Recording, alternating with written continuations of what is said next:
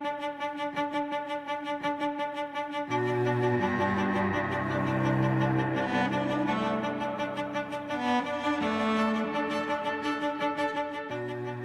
name is Melissa Graham. I am a person with a physical disability that I've had my whole life. I use attendant services and I live in Toronto.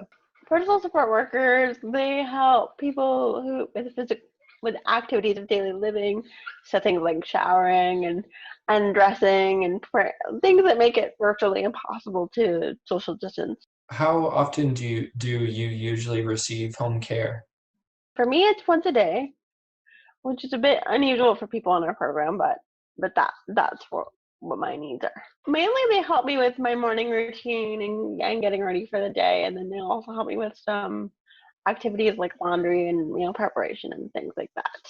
The person who needs the assistance, their home is the attendant's work environment. So the nature of that means that even as employer to employee, you tend to be a little more involved in the person's day-to-day life. I know that one of my attendants has a son. I know his name. I know he goes to school. She tells me if he gets good grades or does really well, and you get to have like those kind of conversations with people, and you get to know them in a more intimate way. I've also gone through some really difficult personal times, and my attendants were there through all of that. Um, Not quite sure how I would have got through those experiences without them. Um, they were really difficult to deal with emotionally as well as physically, so I honestly don't know how I would have got through those moments. With the global stress of a pandemic, this emotional support goes both ways. There are moments where, we kind of take a pause and talk about how it's affecting each other every once in a while because it's affecting us. Like the fact that we suddenly have to wear gloves and masks around each other is strange. The threat of COVID-19 became very real early in the pandemic for both Melissa and her main attendant. So at the end of March, I had some kind of cold-like symptoms, and I called my doctor's office and they said it was probably the flu. And I had an attendant around that point who had also been sick, and I needed to replace her briefly. Her attendant worked for her 5 days a week, so she desperately needed a replacement. But during COVID, attendants have been in short supply. Normally I have 3 backup staff, and suddenly I found myself without any of them. So one had a new baby in the home, her granddaughter, so she wasn't working as an attendant for anyone. Another one had gone to live with family because she couldn't pay rent while COVID was happening because she didn't have any other work, enough work to pay rent anyway. And the third was actually quarantined at the time. She ended up not having the virus, but did work with someone whose family member had it. So I suddenly found myself without one of my main attendants and with no backup. So I went on Facebook actually and was lucky enough to find someone through Facebook, and that worked out really well. But for that day in particular, I was pretty stressed out. Melissa and her attendant only had mild symptoms that disappeared within a few days. They weren't tested for COVID, so it's unclear if they ever had it. Have you and your attendants developed any safety protocols in the event that one or more of you catches the virus? We should. I can't say that I've specifically discussed here's what we're gonna do. Um, yeah, I haven't really had that discussion probably as well as I should. Cause I've kind of assumed I'm not gonna get it because I don't really leave, but it's probably you've asked me. That's something I should talk about. I guess I don't. I Oh, haven't. that's I okay. haven't. It's also really hard to have that discussion. It's hard to talk about what if one of us gets sick. We all. It's not something that's easy to think about I think, for people. I think what I would probably do is limit my contact with them, for sure. And I have enough mobility that I could probably do that for a little bit. Like, it would depend on a lot of variables, like how sick I got and a lot of different things. Because I have enough mobility that I can at least get out of my bed. If I really needed to survive for a few days, I could probably find creative and not necessarily safe solutions to that. Besides your experience at the end of March, how have you felt about your safety during the pandemic? Yeah, I don't leave my apartment very much. I'll just say I make a point of leaving my apartment once a week just to get out of here and go outside. But in general, I don't leave because I feel safer if I don't leave. People were The degree to which people respond to social distancing rules in my community varies. Um, Sometimes people are really great about it and they respect the social distancing rules and they're using, masks and gloves. And sometimes you can go outside and nobody's using any of that. And as a person who uses a wheelchair, I feel a particular risk around that because I have to touch things. I have to touch buttons. I have to go into elevators. I have to, and then I go from touching those things to touching my chair. So there is a little more concern there. No, I'm fortunate that my disability doesn't directly impact my respiratory system. I don't have anything physically with me that would put me at any higher risk than anybody else. But my ability to come into contact with the virus through surface would be a little bit higher, I would think. In other words, Melissa is at a higher risk of contracting the virus, but not necessarily at a higher risk of severe illness from it. Like many of us, Melissa is working from home these days. That's something she couldn't do without the support from her attendants. Having an attendant in my life means that I can do my job and support other people in the community. So it doesn't just stop at me, because if they're not there, then I can't do the work that I do. Same with other people. If their attendants were there, they couldn't do the work they do, and it would become a domino effect. Can you tell me what you do for work? I work for the direct funding program at the Center for Independent Living in Toronto. Direct funding is the same program that provides attendant services for Melissa. But what I mainly do is work with self-managers being participants on the program. In the Toronto area, typically what I do is I'm helping people getting started on the program, which is really great, and I enjoy doing that. Or I'm helping people with changes in their needs. And how has the pandemic impacted your work? It's impacted us quite a bit. We've never experienced anything like this, as I'm sure the whole world hasn't. Toronto is probably the hardest hit city in Ontario right now. So I think out of all the self-managers across the province, I think we're feeling the pandemic a bit more intensely than, say, rural Northern Ontario, for example. And that's definitely reflected in my work. There's a much greater state of crisis for people that can pop up at any time, because all of a sudden, what if my attendant becomes positive for COVID, or what do I do if I can't find any masks or gloves for my attendant, which is a big problem that people are having right now. Or what if all my attendants work in a nursing home and I suddenly find, or long-term care, and I suddenly find that I have no staff. We're dealing with questions that frankly we've never had to deal with before. I worked with a self-manager recently who passed away. But before she passed away, she was in hospital. And the only person that she had in that hospital with her for weeks was her direct funding attendant. And the self-manager did not have the virus, but she had something else that was impacting her breathing and had a lot of difficulty communicating because of that.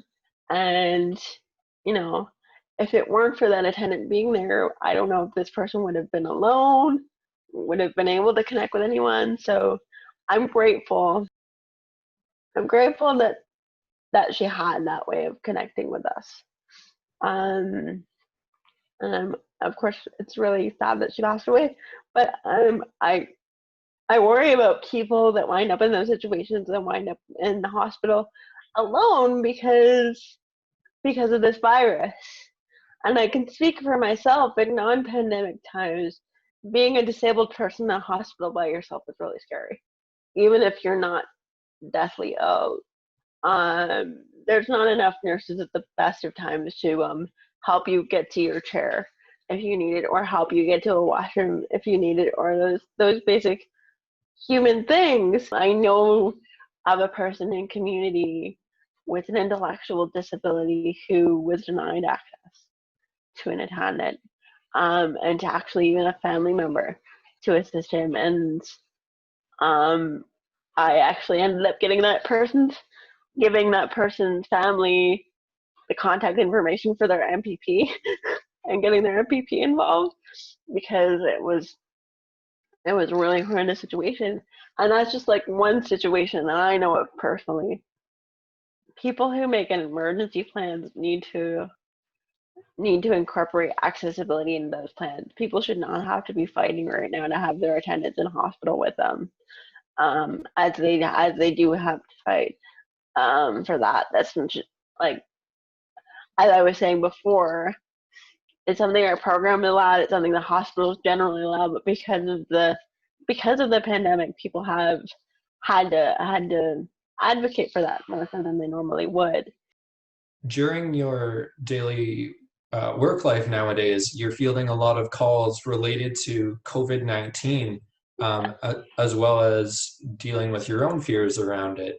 Has that impacted your mental health at all? Yeah, I would say it has.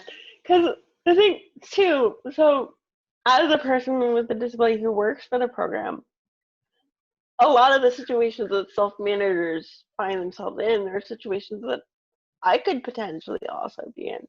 So you feel that. And for myself, I'm really lucky that I have attendants that basically live down the road from me. And there's not a whole lot of barriers for them as far as getting to me. They don't have to worry about taking transit or things like that. So I feel relatively safe. But as somebody who, until very recently, didn't live alone, I can't imagine what it would be like to feel like you're all on your own with this. And I I try to practice like good self-care and not take all of this on, but it's really really difficult, especially in the early days of it too, when all of my calls would be about COVID, all of them. And sometimes being on the phone for an hour with people, not necessarily because they needed anything urgently, just because they were scared and needed someone to talk to because they didn't know what to do. There are people on this program who, if they got COVID, would not necessarily be able to fight it off because of the impairments they have to their respiratory systems. So for them, I think COVID-19 feels like much more of a threat than it would be for the average person, as like that wasn't immunocompromised or otherwise. So taking all that on every day, on top of like being socially distanced myself, and only having communication with people through the phone or video or my attendants, it does get intense. Do you have any recommendations on how the government could ensure that you and other persons with disabilities are provided with safe and adequate care during the pandemic? I have a pile of I think one of the first things we realized is that people with disabilities weren't getting information in the same way that everyone else was for a couple of, and information that was specific to their needs. When I say information, it's like, okay, so people wanted to know like what protection should they be taking, what was reasonable, and what was like what would be considered a reasonable everyday precaution and what would be considered high level precautions, like if you actually were sick. There was a lot of questions that people had, and for a program like ours, so direct funding has about 1,000 people across the province, which is awesome, but compared to the level of need for PPE province-wide, like in hospitals and long-term care and all those things, from the perspective of the government, we're pretty tiny. So I think management and direct funding and so I've had to do a lot of work around amplifying that voice, but they shouldn't have to do that. So I think overall recognition of the disability community having that need is something that's really important, and the importance of PSWs. I think PSWs too have been underpaid for a very long time, and we know that, and we're operating with the restrictions of government around that. I think, I hope that the pandemic pay that the government put in place is something that stays, because PSWs and attendants deserve that. I know for years, the disability community that's been saying we need better funded attendance, we need better access to groceries, we need better access to housing. And it's only now, when we're in a crisis that affects everyone, that these things are just starting to be recognized. And we don't even know if this recognition is going to continue. We might end up in a situation where our governments try to come back and say, well, we spent all this money during the pandemic, we need to pull back now.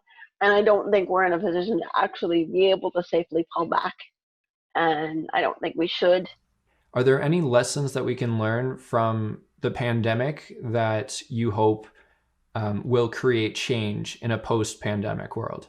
I think we need to really reconsider how we look at what important roles in our society are and how we support people doing those jobs and doing those work, and how decisions get made, so that we can have a more inclusive society and a society that values people, that make society work. The working from home piece, I think, has been really critical for the community too.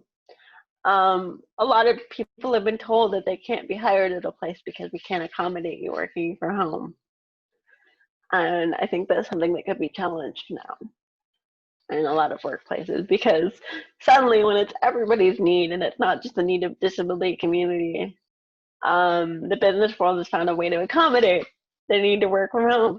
So a non-disabled person might be listening to this and thinking, why should I care about whether or not the needs of people with disabilities are met during the pandemic?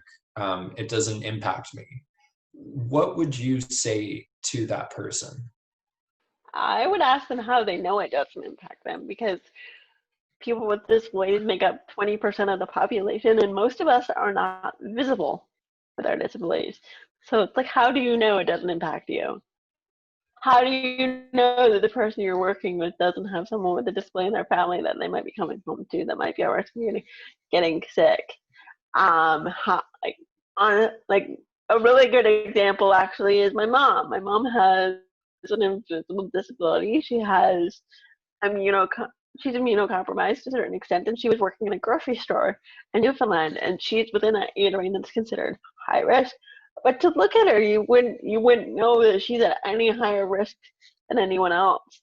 And her employer is putting a lot of pressure on her to stay, and she felt like a community pressure to stay because people were thanking her for staying in her job. And it was my sister and I that had to sit her down and be like, this isn't really safe for you anymore. So my point is that you don't really know that this doesn't affect viewing. It could affect somebody you know and you care about, and you might not know until it's too late. So it's best to be safe, I think, for everyone's sake. Like, even for someone like me, I don't consider myself at any particular risk, but I'm aware that I'm in contact with other people that then go home and put other people at risk. So even if you don't think you know someone in the disability community who this directly impacts, chances are you're not too many degrees away from someone who is directly connected with somebody with a disability. Well, thank you so much for coming on today, Melissa, and I hope that you continue to be safe and healthy. You as well. Thank you for this. This is great. I'm in quarantine from COVID-19, at home staying clean, waiting on a vaccine, self-isolation, physical distance. If you don't, you threaten our existence. Here's a list of those at high risk, dying by the virus. All we got: heart disease, lung disease, hypertension, diabetes, give me your attention. Cerebral palsy, cancer, follow me, follow. There's only one answer: lay low, time to preserve. Stay home, flatten the curve. If you're asymptomatic, that's still problematic. Incubation, that's 14 days, son. Stay in your place, unless it's essential. 6 feet of space, where death is the potential. Whatever the weather, we're in this together. Lay low, yo, and stay the home.